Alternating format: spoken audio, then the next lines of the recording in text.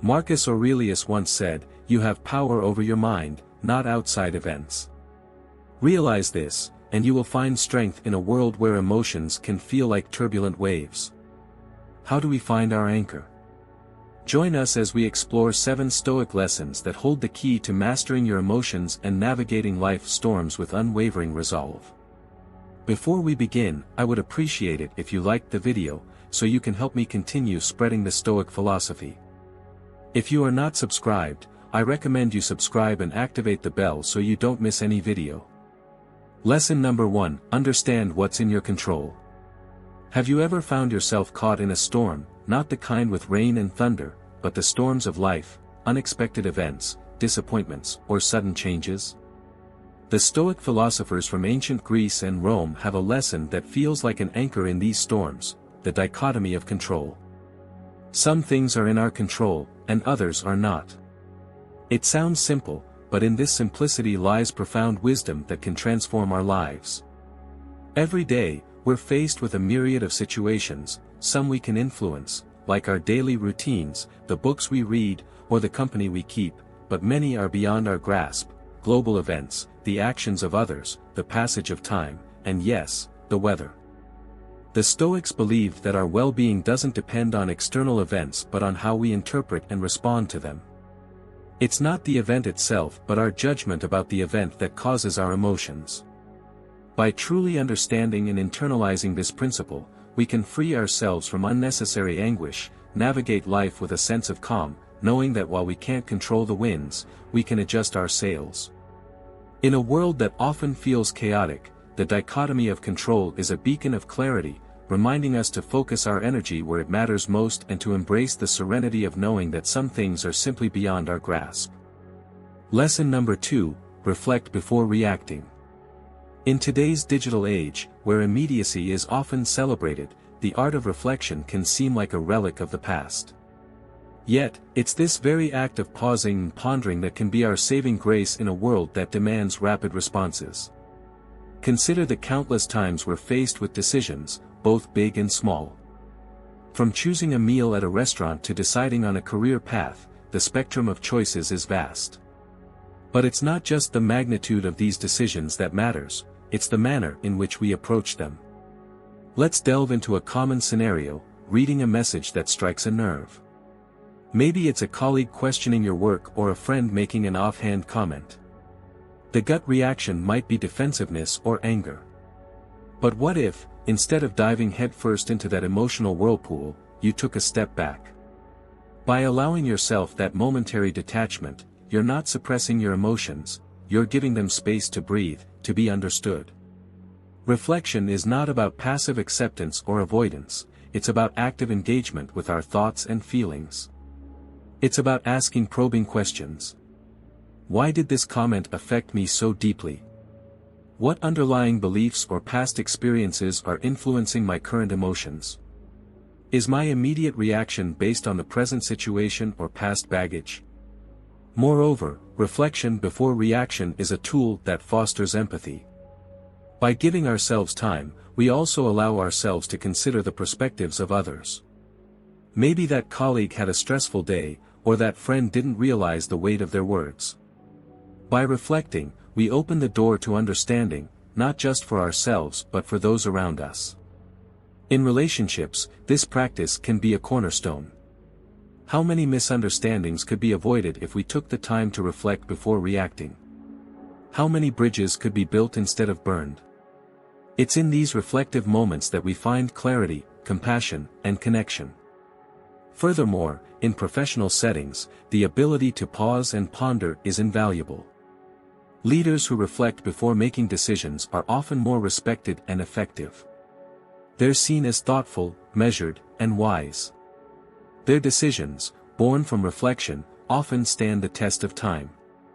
In a world that often feels like it's moving at breakneck speed, the act of reflection becomes a form of rebellion, a quiet yet powerful statement that we won't be swept away by the currents of immediacy.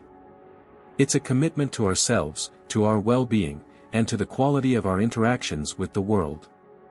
In essence, to reflect before reacting is more than just a practice, it's a philosophy, a way of life that champions depth over breadth, understanding over impulsivity, and meaningful connections over fleeting interactions. It's a journey inward that has profound outward implications, shaping not just our responses but the very fabric of our lives. Lesson number 3, practice dispassion. In a world that often feels like an emotional roller coaster, the idea of practicing dispassion might seem out of place. But let's delve deeper into what it truly means and the transformative power it holds. Dispassion isn't about suppressing emotions or becoming indifferent to the world around us. It's about cultivating a balanced perspective, a calm amidst the storm. Imagine being able to observe events, situations, and even your own emotions without being overwhelmed by them. Think about the last time you watched a gripping movie. There were moments of tension, excitement, maybe even sadness. While you were engaged in the story, a part of you always knew it was just a movie. You didn't rush to help the hero or console the crying character. You observed, you felt, but you remained in your seat. This is the essence of practicing dispassion, being deeply engaged with life, feeling its many emotions, but also knowing when to remain seated in the theater of your mind, observing without getting lost in the drama. This approach becomes a lifeline in our modern age of information overload. Every day, we're bombarded with news updates and notifications. Reacting passionately to every piece of information would leave us perpetually exhausted. Dispassion offers a buffer, a way to engage with the world in a more sustainable, balanced manner. Dispassion also plays a pivotal role in interpersonal relationships. We've all been in situations where conversations get heated, where disagreements arise. In such moments, practicing dispassion can be the difference between a productive discussion and a damaging argument. It allows us to listen more effectively, to respond rather than react, and to navigate conflicts with understanding and grace. Cultivating dispassion starts with self-awareness. Regularly checking in with ourselves, recognizing our emotional triggers, and understanding our patterns creates a space between stimulus and response. In that space lies the freedom to choose our reactions, to act with intention rather than impulse. And while dispassion might sound like detachment from life's joys and pleasures, it actually enhances them. By not being overly attached to outcomes, we can fully immerse ourselves in the journey, savoring each moment without the constant fear of loss or change. Practicing dispassion is about finding equilibrium in an ever-changing world. It's a compass that points to inner peace, guiding us through life's varied terrains with grace. By embracing this practice, we not only enrich our own lives but also bring a sense of calm and clarity to those around us. Lesson number 4, ask yourself, will this matter in 5 years? Life is filled with moments that test our patience, resilience, and perspective. From minor inconveniences like a spilled coffee to more significant challenges like disagreements with loved ones, our days are punctuated with situations that evoke a range of emotions. In the heat of the moment, it's easy to get swept up in the immediacy of our feelings. A missed deadline, a critical comment, or a forgotten anniversary can feel like the end of the world. But one powerful question can shift our perspective and bring clarity: will this matter in 5 years? This simple yet profound question serves as a mental time machine, transporting us to the future and allowing us to look back at the present moment. Suddenly, that heated argument or that missed opportunity is seen in a different light. Most of the things we fret about today will be forgotten footnotes in the grand narrative of our lives. Consider the challenges and worries you had 5 years ago. How many of them still hold weight today? How many have been overshadowed by new experiences, learnings, and memories? This realization can be both humbling and liberating. Using this question as a regular touchstone helps in prioritizing our concerns. It assists us in distinguishing between short-term setbacks and long-term implications. For instance, while a bad day at work might feel overwhelming now, in the grand scheme of things, it's just one day in a career spanning decades. This perspective also fosters resilience. When faced with adversity, reminding ourselves of the bigger picture can reduce anxiety and promote problem solving. Instead of getting bogged down by the problem at hand, we can strategize, adapt, and move forward, knowing that time often brings clarity in solutions. But it's not just about minimizing our concerns. This question also encourages us to focus on what truly matters. If we want our actions and decisions to have lasting significance, we need to invest in relationships, personal growth, and experiences that stand the test of time. In a world that often emphasizes the now, will this matter in 5 years, is a beacon guiding us towards a life of purpose, perspective, and peace. By regularly revisiting this question, we can navigate life's ups and downs with grace, ensuring that our energy and attention are directed towards what truly counts. Lesson number 5, keep a Stoic journal. The act of journaling has been celebrated across cultures and epochs, not just as a record of events, but as a tool for introspection, growth, and clarity. The Stoics, with their emphasis on self-awareness and personal betterment, were no strangers to this practice. A Stoic journal isn't merely a diary of daily happenings, it is a space for reflection, for a dialogue with oneself, for dissecting emotions, decisions, and reactions.